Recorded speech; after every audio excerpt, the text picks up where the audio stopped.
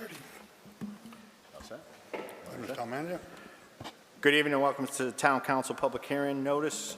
In accordance with the Votes Acts of 2022 and effective as of June 2022, Section 25B, the Southbridge Town Council is holding this public hearing tonight, Monday, February 24th, 2025 at 6:30 p.m. here in the McKinnon Council Chambers, Upper Level Town Hall, 41 Elm Street, Southbridge, Mass. The purpose of this public hearing is to consider the Votes Act of 2022 and effective as of June 2022, effective Section 25B. The Town Council will vote to opt out of early voting by mail for the annual Southbridge Town election to be held in June of 2025. Any persons that are interested or wishing to be heard on this issue can be heard at this time. I would just ask when you go to the podium that you state your full name and your address. This item was published in the Southbridge Evening News Thursday, February 6, 2025. Or should I say Stonebridge Press. Okay, first I'll have, if you would like, Madam Clerk to come up and just introduce what the reasoning for this is. Hello, thank you. So this is no way going to take the place of absentee voting or will take away voting early by absentee ballot for anyone. This is just so that we're not mailing out the postcards like the state did for the even years. This is just to opt out of mailing postcards to every individual voter. We received a quote to mail out the postcards and it would be $22,000, and that's above, that is not including postage to mail out all the ballots. But if anyone is wishing to vote by mail, they can call the office, we'll send them an application, and they can vote by mail. So if anyone has any questions, I'd be happy to Anybody answer on the them. council have questions? Mr. Councilor Marqueta. Thank you, Mr. Chairman. Through you. There is a reason why we have early voting. When you look at, there's a lot of people that maybe are retired or elderly and they don't have a way to get to the poll. There's also a lot of people who work long hours and maybe they can't make it to the poll. So I've always felt that early voting kind of accommodated people like that. And also, I noticed that if we opt out of early voting, we're opting out of early voting, period. I mean, you can still do absentee, but that's not the same as early voting. Early voting is no excuse. You don't even have to offer an excuse. You get the mailing and you fill it out and send it back in. Well, if we're opting out of it, they're not receiving any, you can't even use early voting ballots anymore. The only thing you can do is absentee. And absentee, that's an excuse. You have to have an excuse for an absentee vote. You can't just say, I want to vote by absentee. You have to have an excuse like you're disabled or you're out of town or for religious purposes. But I do have one question, and maybe you or the town manager can answer this. Is the charter question going to be on this year's ballot? Yes. So would that change the whole thing? Because if the state says we have to put that on our ballot, then to me, I'm just questioning whether or not we can even do away with the early voting, because the state is asking us to do this now. They put it right in that letter that you sent me, the town charter, and at the end, you have to put that on the ballot. So if they're telling us we have to put something on the ballot, I'm just wondering if that would change this whole option of opting out. I would have to follow up with our legal counsel on that, but my understanding is they just said to put it on your next local election ballot. So we're opting out of the the state legislators told us we have to put that on the ballot. So. On our next local elections. Okay. So, yeah, so I mean, don't think there's a requirement. I'm thinking if they're telling us we have to put something on the ballot, then I don't see how you can opt out of early voting. And I mean, clearly, I think they should pay for it as well, but that's all I have. Thank you. The wording for the public hearing was from the state. The state is offering every city in town to opt out of early voting if they wish. However, this will not take effect in 2026 when we have state and federal elections, or not federal, but state elections. The state will pay for the postcards to be sent out like they did last year. Okay. Any other questions? Council Shinnick? Council Rivas first. Council Rivas? So thank you for giving us a little more information. Do you have some data on how many people actually did the early voting by mail?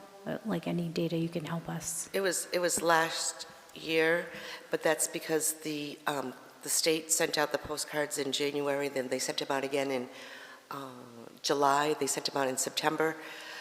So we did receive a lot of postcards because the state paid for all that. And we mailed out, I believe it was 1,500, give or take, for the local election, and we received 800 back. Thank you. You're welcome. As a clerk, what is your recommendation? You seem to have the statistics of how many people voted, how many we mailed out, what the expense is. What would be your recommendation going forward? Myself and many other town clerks in the state of Massachusetts have seen that it does not change the numbers. It's just an added expense, but it doesn't change the numbers. People who want to vote will go out and vote or call for absentee ballot. It's entirely up to the council if they want. I don't mind getting the postcards and mailing them out. It's just we have the option to opt out, and this is the way the state mandates that we do it. We have to have a public hearing and then a vote by the town council. Thank you. Council Shinnick? Thank you, Madam Town Clerk. We're not just talking $20,000. We're also talking hours involved with the people in the office that need to work those and handle those mail-in ballots also. So the cost is greater than the $20,000. That's correct. The last election, our ballots per ballot was $1.08 to mail out the actual ballot with the envelopes. Right, and you don't have a cost estimate of the employees' hours involved into the handling of those ballots either, do you?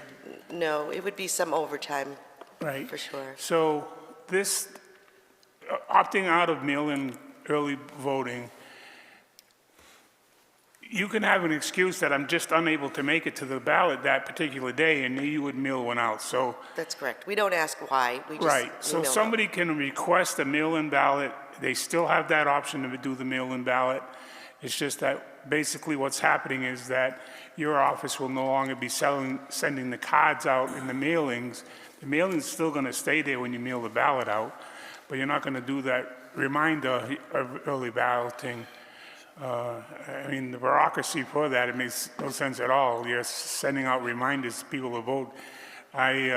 In the Retirement Association, this year they sent me a card to tell me that I can go into the internet, and they're gonna send me a card when it's time to do it, and they're gonna send me a card saying, I got it. So, I mean, I just think it's expenses for nothing, that people still have the availability to be able to get a ballot if they can't make it to the polls.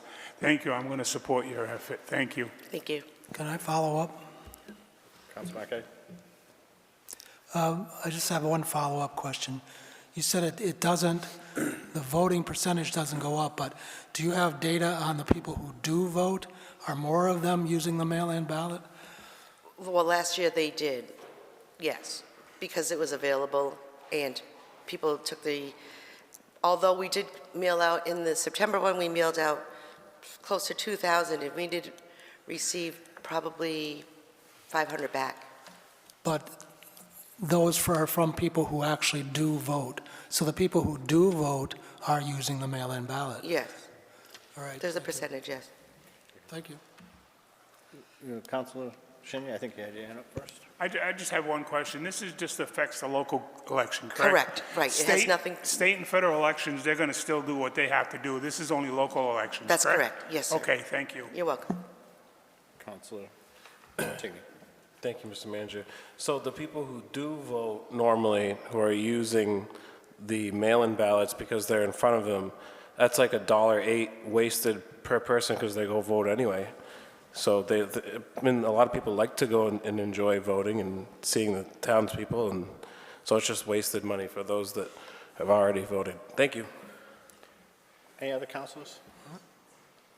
Councilor Rivas? I have a follow-up. So if we opt not to get rid of it, would we still have to follow the same methodology, like sending them out in the same intervals, or can that be sort of adjusted for the local elections? If we voted not to do early voting, we would still, is that what you? No, like not to do away with it, like if we kept it, Yep. would we have to still follow the same time frames for the mailing, or would it be just one time, or? Just this one time, right, because that's the only election that we have scheduled this year, so it would just be for the local election. Come next year, there'll be 3 elections, and that has nothing to do with this, because that's state elections. Okay, so the cost would just be for that one-time mailing for the Correct. local election? Yes. Thank you. Councilor Dana? Thank you, Mr. Chair. I just want to be clear, in aggregate, it was a wash in terms of how many people voted in total? Across the state, yes. And what the split was versus mail-in versus in person? Correct, So it was just a wash? yes. All right. Thank you. Any other councilors? Residents? You have to come to the podium? You have to come to the podium?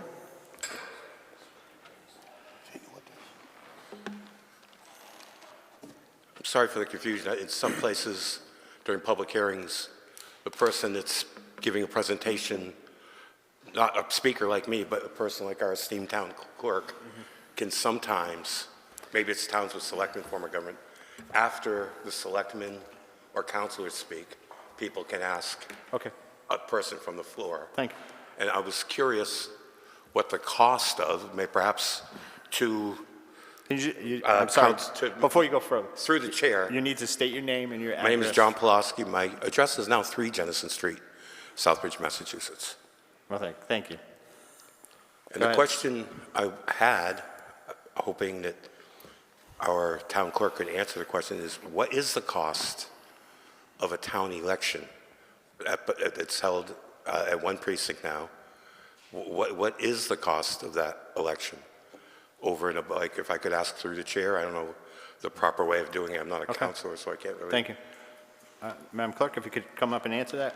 Total cost of an election. A regular town election runs approximately between $12,000 and $15,000. Okay.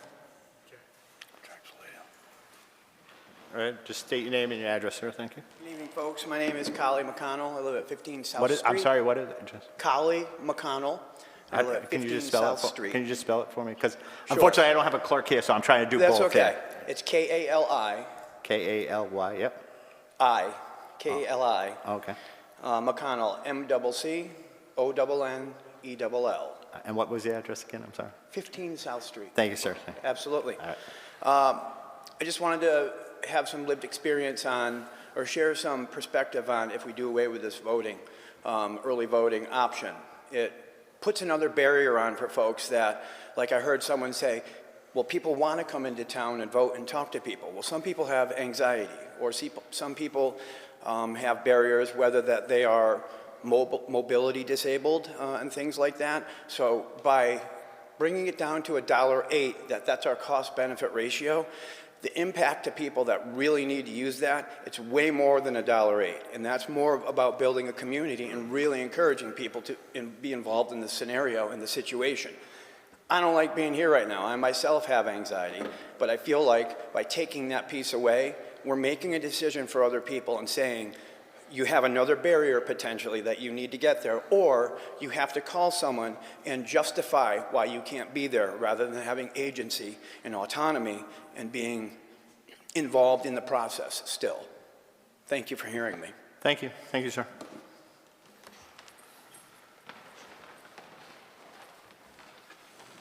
Hi, Shelley Klein, 56 Newell Ave. Maddie's been really kind and responsive to my questions about prior years of voting. My concern is that we have historically a very low voter turnout in the community for at least the last 10 years. The strength of a community is through civic engagement and voter turnout. And we, as a town, really need to work on that. So if we're going to take away a method for people to vote, How are we going to get that communication to them? Before you vote on opting out, where's the plan, where's the outline in writing, and how people are going to be notified of the ways that they can vote this year? There were 520 more votes in 2024 than there was in 2023.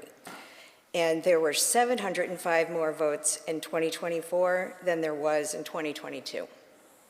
So when we have 1,595 votes and 820 of those votes were mailed in, that's significant. So if people weren't able to mail their ballots in last year, would the turnout have been about 700 people? When you have a town of 11,000 plus registered voters, that's a terrible turnout, right? In 2022, the turnout was around 8%, 890 people or so, give or take a few, voted. So if we have an opportunity to get people to come out and vote, whether that's, or to use their voice to elect our governing bodies, we need to do that, to have a strong community. We have schools in receivership. If you want to get them out of receivership, we need a community to rally around that. I don't think we should be looking at ways to keep people from voting. We should be looking at ways to get people to vote. Thank you. Anyone else? John Pulaski, 3 Jennison Street. Some people, they talk about out-of-the-box thinking. I haven't thought inside the box since the first time my submarine submerged. We're always looking at alternatives. It's a submarine thing, safety thing, alternatives. What's the alternative? Not just do it like we've always done it. The woman that just spoke, Ms. Klein, brought something up that I think we should really pay attention to. More than half of the voters voted by mail. It costs, yes, it does cost money to send this out. But the election itself, and I got in trouble for this, I got scolded from the dais. Not one of you were on the council when I got in hot water for complaining that we shut down some of the precinct locations. We used to have, when I returned to this town 17 years ago, I believe there are 3 places you could vote. I remember, the rumor mill in this town, the truth gets, a lie gets around this town in our gossiping rumor mill faster than the truth can get its shoes on. But I heard one of the reasons they closed the precinct down at the 60 Charlton Street is because too many of them were voting. They had an unfair influence on town elections. Now, this was a ways back. This is back when we had precinct voting, where some of you represented just the precinct. So I'm putting this out just for you folks to mull over, since the 9 of you, when there are 9 of you here, make the decisions for the 15,000 of us. Is it practical? There's something else I got to say. At the Democratic Convention, the one in which Mr. Barack Obama was present, our United States Senator, Mr. Senator Edward Markey, spoke with the Southbridge delegation, and at that meeting, he was astounded that we had only 1 precinct in the town of Southbridge. Now, do we want to open up 5 precincts? No, that's very expensive. At the number that was mentioned, 15,000, that might bring it up to over 50,000, or who knows. Could we save some money and just have mail-in voting? Save that money of a process that's already questionable. Because if we're equal under the law, there was a day when, I believe his name was Linus Bissett, and also Freddie, we know Freddie. Those 2 men used to give people free rides to the ballot box. It's not so easy now. I remember a gentleman who lives down by Big Bunny. A lot of people walk up and talk to me. He had tears in his eyes. I missed my first election in 27 years. Well, why? I couldn't get down there. And this is a guy that served in Vietnam. This is a guy that's proud when he votes. He can't even make it to the community center. Now, nice thing about the community center, They run that so nicely there. When you walk in, it's like you have a concierge. Someone wants to help you in the right precinct.